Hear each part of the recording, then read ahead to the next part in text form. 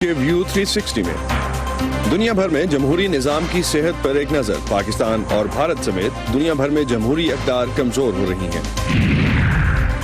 اسقاط حمل انسانی قتل ہے۔ امریکی دارالحکومت میں مارچ فار لائف کے شرکاء کے نعرے اور امریکی صدر کا پہلی بار خطاب۔ اور اگر آپ کو اسکیئنگ کا شوق ہے لیکن گرنے سے ڈرتے ہیں تو بھی کوئی پریشانی کی بات نہیں، مالم جبہ کا ایک اسکول آپ کو اسکیئنگ سکھا بھی سکتا ہے۔ وائس آف امریکہ کے واشنگٹن اسٹوڈیوز میں خوش آمدید۔ آپ دیکھ رہے ہیں ویو 360، میں ہوں اسد اللہ خالد۔ برطانوی جریدے دی اکانومسٹ نے سن 2019 کے لیے اپنی سالانہ رپورٹ ڈیموکریسی انڈیکس جاری کر دی ہے۔ یہ رپورٹ دنیا کے ممالک میں جمہوری اقدار میں بہتری یا ابتری کو پرکھ کر ممالک کی درجہ بندی پیش کرتی ہے۔ تازہ ترین رپورٹ کے مطابق دنیا کے صرف 22 ممالک میں مکمل جمہوریت ہے۔ کوئی بھی مسلمان ملک اس فہرست میں شامل نہیں۔ امریکہ بھی ناقص جمہوریت کے زمرے میں آیا ہے، جبکہ پاکستان کو ہائبرڈ ڈیموکریسی یا جمہوری اور غیر جمہوری اقدار کے امتزاج والے ممالک کے کیٹیگری میں ڈالا گیا ہے۔ فائزہ بخاری ہمارے ساتھ ہیں اس رپورٹ کی ہائی لائٹس آپ تک پہنچانے کے لیے۔ ان سے جانتے ہیں کہ ڈیموکریسی انڈیکس کی اور ڈیٹیلز کیا ہیں۔ جی فائزہ، ڈیموکریسی انڈیکس کے اہم نکات ہیں کیا؟ جی اسد، اس رپورٹ میں دنیا بھر سے 67 یعنی 167 ممالک میں رائج جمہوری نظام کی کامیابی کو جانچنے کے لیے دی اکانومسٹ کے انٹیلیجنس یونٹ نے 5 عوامل پر توجہ دی، اور اس کی بنا پر ملکوں کو کم سے کم 0 یا زیادہ سے زیادہ 10 کے درمیان پوائنٹس دیے گئے ہیں۔ ان عوامل میں یہ شامل ہیں: نمبر 1، انتخابی عمل اور کسی نظام حکومت کا کثیر الجہت ہونا یعنی پلورلزم۔ نمبر 2، طرز حکومت۔ نمبر 3، سیاسی عمل میں عوام کی شرکت۔ نمبر 4، سیاسی کلچر۔ اور نمبر 5، شخصی آزادی۔ ان تمام ممالک کو ان کے اسکور کے حساب سے 4 گروپس میں رکھا گیا ہے، جو کہ ہیں: نمبر 1، مکمل جمہوریت۔ نمبر 2، ناقص جمہوریت۔ نمبر 3، جمہوری اور غیر جمہوری اقدار کے امتزاج والے ممالک۔ اور نمبر 4، آمریت۔ جن ممالک کو بہترین جمہوری نظام کا سکور ملا اس میں Norway, Iceland, Sweden, New Zealand اور فن لینڈ شامل ہیں، جبکہ جمہوریت کے اعتبار سے بدترین ممالک کا سکور چاڈ، شام، کانگو اور شمالی کوریا کو دیا گیا ہے۔ پاکستان کو جمہوری اور غیر جمہوری اقدار کے امتزاج والے ممالک کی فہرست میں شامل کیا گیا ہے۔ گلوبل انڈیکس میں شامل 167 یعنی 167 ممالک میں پاکستان کا 108واں جبکہ بھارت کا 51واں نمبر ہے۔ پاکستان کو 10 میں سے محض 4.25 پوائنٹس دیے گئے ہیں۔ امریکہ کی طرح بھارت کو بھی ناقص جمہوریت قرار دیا گیا ہے۔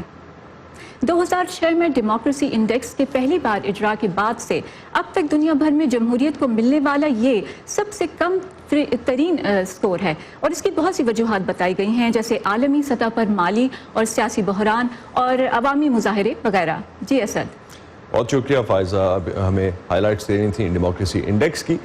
پاکستان انسٹیٹیوٹ آف پیس سے عامر رانا اس وقت ہمارے ساتھ ہیں۔ ان سے جانتے ہیں کہ دنیا میں جمہوریت کا معیار کس طرح جانچا جا رہا ہے اور کیا جمہوری نظام پر دنیا کا یقین کم ہو رہا ہے۔ عامر رانا سے ہم بات کرنے کی کوشش کر رہے ہیں، جیسے رابطہ ہوتا ہے ہم ان سے اس حوالے سے مزید بات کریں گے، لیکن جمہوری اقدار کے حوالے سے جو ڈیموکریسی انڈیکس 2006 سے جس طرح سے فائزہ نے بتایا کہ جاری ہونا شروع ہوا، اب تک کم ترین سطح پہ ہے۔ مظاہرے پوری دنیا میں بڑھ رہے ہیں اور اس کے ساتھ ساتھ جو جمہوری اقدار پہ یقین ہے دنیا کا، وہ بھی ہم دیکھ رہے ہیں کہ کچھ حد تک کم ہو رہا ہے۔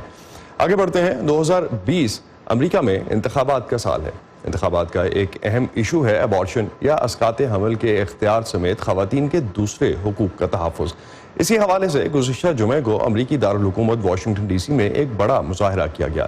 اس سال مظاہرے کو مارچ فار لائف کہا جاتا ہے۔ گزشتہ 47 سالوں سے ہونے والے اس مظاہرے میں آج تک کسی بھی امریکی صدر نے شرکت نہیں کی، لیکن صدر ڈونلڈ ٹرمپ نے واشنگٹن ڈی سی میں ہونے والے اس مظاہرے میں نہ صرف شرکت کی بلکہ خطاب بھی کیا۔ نیلوفر مغل اس مظاہرے میں موجود تھیں، ان کی کچھ مظاہرین سے بات بھی ہوئی۔ آئیے دیکھتے ہیں۔ امریکی دارالحکومت میں ملک کے مختلف حصوں سے اکٹھے ہونے والے یہ ہزاروں مظاہرین اسقاط حمل کے خلاف مظاہرہ کر رہے ہیں۔ ان کا مطالبہ ہے کہ امریکی حکومت ملک کے اندر اور باہر امریکی ٹیکس دہندگان کے پیسوں سے اس فنڈنگ کو روکیں جو اسقاط حمل کے لیے استعمال ہوتی ہے۔ I'm here to say to the world. میں آج یہاں اس لیے آئی ہوں تاکہ دنیا کو یہ بتا سکوں کہ اسقاط حمل خواتین کے لیے نقصان دہ ہے. اس سے نہ صرف بچے ہلاک ہوتے ہیں بلکہ خاندان بھی تباہ ہو رہے ہیں. یہ معاشرے کے لیے ایک بڑا خطرہ ہے. I think it's especially important. میرے خیال میں یہ اس لیے اہم ہے کیونکہ یہ مارچ امریکہ میں ہو رہا ہے. باقی دنیا کے مقابلے میں امریکہ میں اسقاط حمل کے حوالے سے قوانین کے نفاذ میں نرمی برتی جاتی ہے. میرے خیال میں وقت آ گیا ہے کہ اب یہ تبدیل ہو. Time to change that. Well, I think it was time for me to. میں آج یہاں اس لیے آیا ہوں تاکہ زندگی کی قدر و قیمت کی اہمیت واضح کر سکوں اور ان تمام زندگیوں کے لیے آیا ہوں جنہیں اسقاط حمل کے ذریعے ہلاک کر دیا جاتا ہے. انسانی حقوق کے علمبردار کہتے ہیں کہ اسقاط حمل کا فیصلہ ہر عورت کا بنیادی حق ہونا چاہیے، لیکن امریکہ میں اب بھی ایسی ریاستیں ہیں جہاں اسقاط حمل غیر قانونی ہے. خود امریکی صدر تاریخ میں پہلی بار کسی ایسے مظاہرے میں شامل ہوئے ہیں. ہم سب کو مل کر ہر انسانی زندگی کی عظمت اور حرمت کا دفاع کرنا ہوگا. میں نے عہدہ سنبھالنے کے پہلے روز ہی نومولود بچوں کے تحفظ کے لیے تاریخی اقدامات اٹھائے. مارچ فار لائف مظاہرے کا آغاز 1973 میں اس وقت ہوا جب امریکی سپریم کورٹ نے ابارشن یا اسقاط حمل کو قانونی قرار دیا. دوسری جانب گزشتہ ہفتے ہی امریکہ بھر کے مختلف شہروں میں ویمن مارچ کے نام سے مظاہرے منعقد کیے گئے. ان مظاہروں کے شرکاء نے دیگر حقوق کے ساتھ ساتھ اسقاط حمل اور ماں بننے کے فیصلے کا اختیار بھی عورت کے ہاتھ میں رکھنے پر زور دیا. Nilofar Mughal, Voice of America, Washington. طیارہ ملک کے مشرقی صوبے غزنی میں گر کر تباہ ہو گیا ہے. طیارے میں 83 افراد سوار تھے. اس خبر کی تفصیلات آپ جان سکتے ہیں اور اس بارے میں اپنی رائے بھی ہم سے شیئر کر سکتے ہیں کہ طیاروں کے حادثوں میں گزشتہ چند عرصے میں اور چند سالوں سے اضافہ کیوں ہو رہا ہے. facebook.com/VOA اردو کے پیج پر اور ٹویٹر پر ہمارا ہینڈل ہے @UrduVOA. آپ کی کیا رائے ہے ہم سے شیئر کیجیے گا. تازہ ترین خبریں، اہم واقعات، آڈیو ویڈیو رپورٹس اور تجزیے دیکھنے، سننے اور پڑھنے کے لیے ڈاؤن لوڈ کیجیے VOA اردو کی نئی ایپ. خبریں اب ہر وقت آپ کی مٹھی میں. امریکہ میں بہت سے لوگوں کے لیے ان کے پالتو جانور ان کے لیے خاندان کی طرح ہوتے ہیں. لہٰذا جب ان کا پالتو جانور اس دنیا سے چلا جاتا ہے تو کچھ لوگ ان کی یادوں کو تصویروں کی شکل دے دیتے ہیں. ملتے ہیں ایک ایسے فنکار سے جو ان لوگوں کی مدد کرتی ہیں جو اپنے پالتو جانور کھو چکے ہیں. پہلی نظر میں ایرکا ایرکس ڈارر کے کام کے بارے میں کوئی غیر معمولی بات نہیں دکھتی. وہ ایک فنکار ہیں اور پورٹریٹس پینٹ کرتی ہیں. لیکن ایرکس ڈارر کسی خاندان کے سربراہ کی تصویریں نہیں بلکہ مردہ پالتو جانوروں کی تصویریں پینٹ کرتی ہیں. ان کا کہنا ہے کہ ان کا کام مالکان کو اپنے پیارے 4 پیروں والے دوستوں کے چلے جانے کے غم کو بھلانے میں مدد کرتا ہے.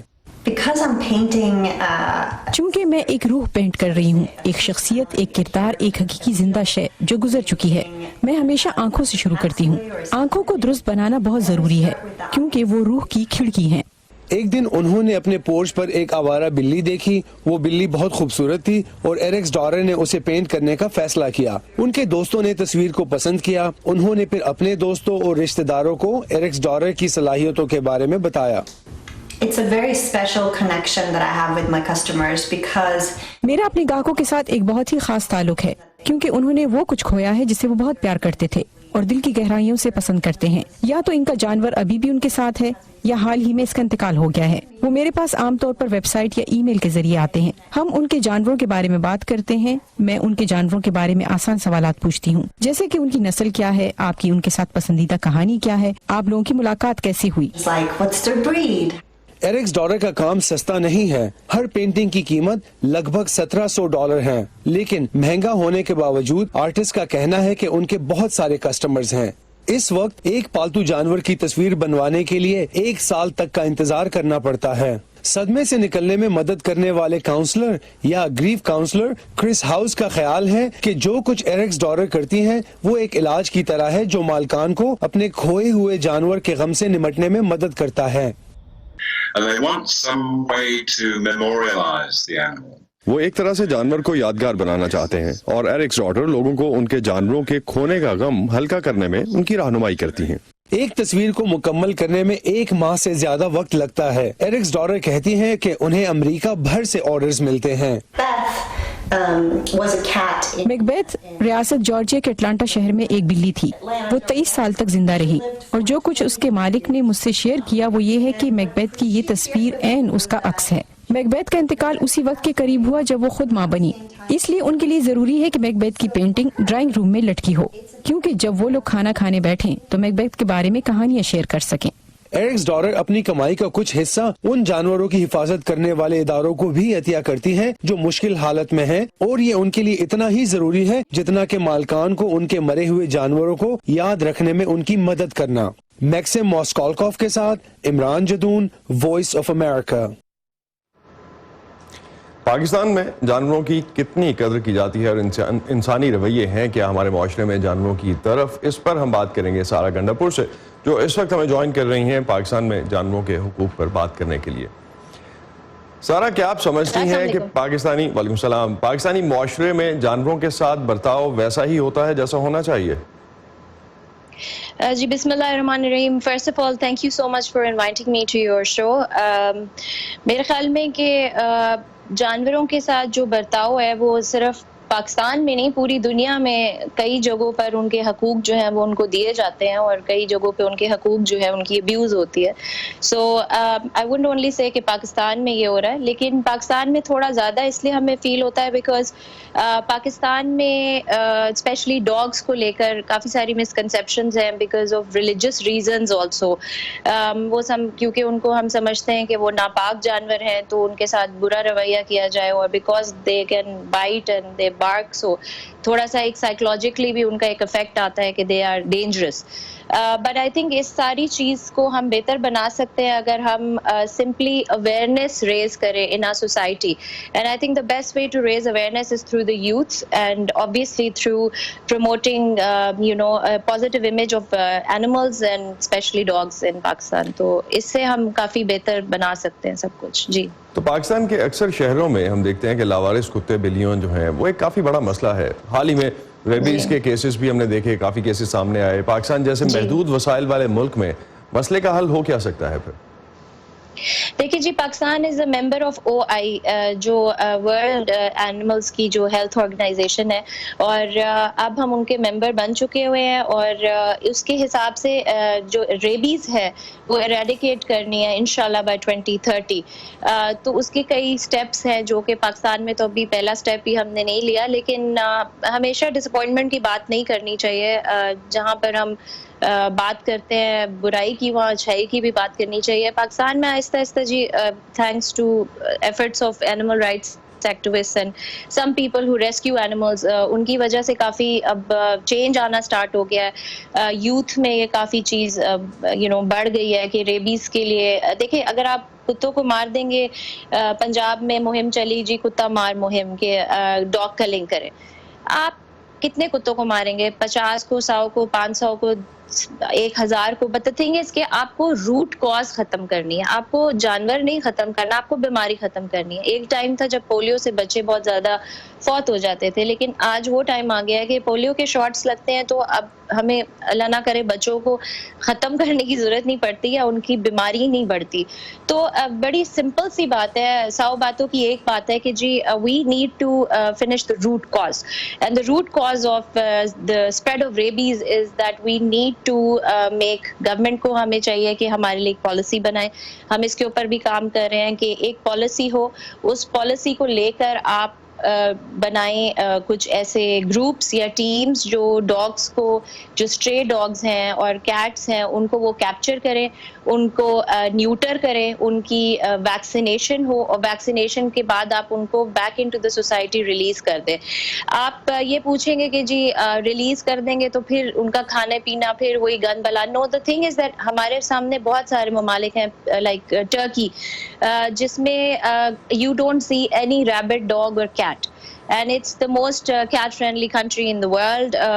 और वहाँ पर ये है कि उन लोगों ने क्या किया है कि उनने सारी कैट्स और डॉग्स के लिए घर बना दिए हैं जो कि गवर्नमेंट की तरफ से हुआ है, जिसमें वो उनको फीड करते हैं, उनका ख्याल करते हैं, उनको उनने न्यूटर किया हुआ है, रेबीज के शॉट्स समझते हैं कि पाकिस्तान में भी इसी तरह के शेल्टर होम्स टाइप चीजें बनाई जाएं या उनको इसी तरह से बनानी चाहिए, क्योंकि पाकिस्तान हम एक न्यूक्लियर पावर है, हम पाकिस्तान एक अच्छा बड़ा मुल्क ملک ہے, ہم لوگ سب کچھ کر سکتے ہیں, ہمارے پاس ٹیلنٹ ہے.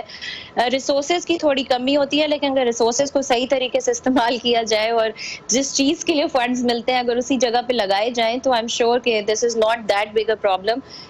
ہمارے پاس یونیورسٹیز ہیں جدھر veterinary students are studying, and ان بچوں کو, ان اسٹوڈنٹس کو جو گریجویٹس ہیں, ینگ ڈاکٹرز ہیں, ویٹس جو ہیں, ان کو اگر ہم انوالو کریں گورنمنٹ کے ساتھ مل کر پالیسیز بنا کر تو وہ ہماری ہیلپ کر سکتے ہیں. تو آپ کا ان کے ساتھ چونکہ انٹریکشن رہتا ہے ایسے اسٹوڈنٹس کے ساتھ, تو آپ سمجھتی ہیں کہ وہ کوآپریٹ کر سکتے ہیں اس معاملے میں؟ بالکل کوآپریٹ کر سکتی ہے جی. میں نے سلولی گریجولی یہ موومنٹ اسٹارٹ کی تھی about 2-3 years back. میں نے کافی بڑی پروٹیسٹ کی تھی out side the press club in Lahore, and it was a very big success in the sense it was a peaceful protest, and we protested against working animals, for working animals like donkeys and obviously cats and dogs and all that, جس میں ہمیں کچھ بچوں نے بھی join کیا تھا, اور it was covered hugely, given a lot of publicity mashallah by all the media. جی let's see کہ میڈیا بھی اپنے اینڈ سے کیا رول پلے کرتا ہے, اور آف کورس آپ نے جس طرح سے کہا کہ اسٹوڈنٹس بھی اس میں آگے آنے کو تیار ہیں اور اس مسئلے کا بہتر حل نکالا جا سکتا ہے. بہت شکریہ سارا ہمیں جوائن کرنے کا, باقی کبھی ہمیں یہیں اس کو ڈسکشن کو روکنا ہوگا. بہت شکریہ ہمیں جوائن کرنے کا. Thank you. نیو یارک شہر میں ایک ایسا فن پارہ تیار کیا گیا ہے جہاں آنے والے خود کو اس کا حصہ تصور کرتے ہیں. اس معروف اور دلکش تخلیق کے پیچھے موجود ٹیم میں انسان اور مشین دونوں شامل ہیں. اس رپورٹ میں آپ بھی دیکھیے کہ جب مصنوعی ذہانت تخلیقی عمل کے ساتھ ملتی ہے تو کیا ہوتا ہے. نیو یارک شہر میں عجیب و غریب رنگوں اور ڈیزائنز پر مشتمل یہ آرٹ انسٹالیشن موجود ہے, جہاں آنے والے یوں محسوس کرتے ہیں جیسے وہ دن میں کوئی خواب دیکھ رہے ہوں. اس ہیلوسینیشن مشین کے پیچھے رفیق اناڈول نامی فنکار کا ہاتھ ہے, تاہم انویڈیا کمپنی سے منسلک ریسرچرز نے بھی ان کا ساتھ دیا ہے. میں سائنس فکشن سے بہت متاثر ہوں. میں مستقبل قریب میں ایک ایسے تجربے کے بارے میں سوچ رہا ہوں جہاں مصنوعی ذہانت اور نیورو سائنس باہم متصادم ہوگی اور مل کر نیو یارک کی 11 کروڑ سے زائد تصاویر ڈاؤن لوڈ کرنے کے قابل ہوں گی. یہاں استعمال کی جانے والے تصاویر سوشل میڈیا سے اکٹھی کی گئی ہیں. ہم نے مجموعی طور پر لوگوں کو یاد رہ جانے والی چیزوں, خاص طور پر عمارات پر توجہ دی ہے. اگر آپ دیکھیں تو ہم نے فلٹرین اور امپائر اسٹیٹ کی عمارات کے ہر زاویے سے لاکھوں امیجز شامل کیے ہیں. ان تصویروں سے جو تاثر بنتا ہے اسے اناڈول مشین کا ذہن یا مصنوعی ذہانت قرار دیتے ہیں, لیکن وہ یہ جاننا چاہتے ہیں کہ آیا اس مشین میں واقعی کوئی سمجھ بوجھ موجود ہے. اب مشینیں سیکھ سکتی ہیں, لیکن کیا وہ خواب دیکھ سکتی ہیں؟ وہ ایک ایسا سافٹ ویئر بنانا چاہتے ہیں جس کے ذریعے کثیر الاطراف اور خوابناک دنیا دیکھی جا سکے, جو حقیقی دنیا کی تصویروں پر مشتمل ہو. اناڈول اس ڈیجیٹل میڈیا کو مصنوعی ذہانت کے دور میں ایسا سینما قرار دیتے ہیں جو موجود تو ہو مگر نظر نہ آئے. جس طرح ٹیکنالوجی ترقی کر رہی ہے یا اسے استعمال میں لایا جا رہا ہے, میں اسے بالکل پسند نہیں کرتا. تو شاید اس ٹیکنالوجی کو سمجھنے کا ایک اور طریقہ ہے کہ ہم اسے کیسے استعمال میں لائیں. اس کے ساتھ ہم اور کیا کیا کر سکتے ہیں, یہ سوال اہم ہے. اناڈول کے لیے ورچوئل برش اس مشین کے دماغ میں گھسنا ہے. میں محسوس کرتا ہوں کہ میرے پاس ایک ایسا آلہ ہے جو اندیکھے کو دکھا سکتا ہے. اس طرح یہ آرٹ آنکھوں اور تخیل کو جلا بخشتا ہے. ٹینا ٹرن کے ساتھ سادیہ زبرانجھا, وائس آف امریکہ.